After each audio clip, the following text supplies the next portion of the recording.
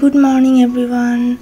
আজকে সকালে কি ব্রেকফাস্ট করলাম সেটা তোমাদের সাথে একটু শেয়ার করব। প্রথমে আমি অল টাইমে বাটার ব্রেডটা নিয়ে নিচ্ছি, এটার সাথে 2টা ডিম আর একটুখানি চিনি, লবণ আর অলিভ অয়েল দিয়ে আমি কিন্তু এটা ভেজে নিয়েছি। তোমরা তোমাদের পরিমাণ মতো নিতে পারো।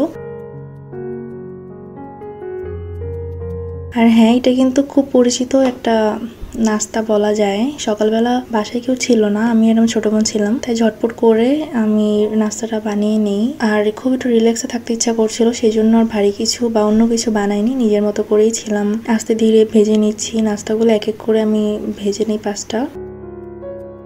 আর খেতে কিন্তু বেশ দারুণ হয়েছিল। আর অল টাইমের এই বাটার ব্রেডটার কিন্তু বেশ ভালো, তোমরা চাইলে ট্রাই করতে পারো।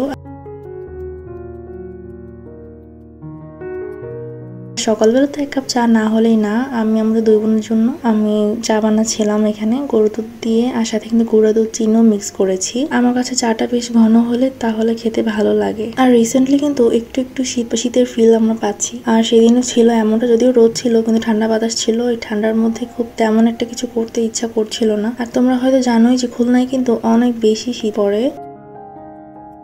আর এই হচ্ছে আমার ছোট বোন, আমি আর আমার ছোট বোন মিলে গল্প করতে করতে নাস্তা করছিলাম।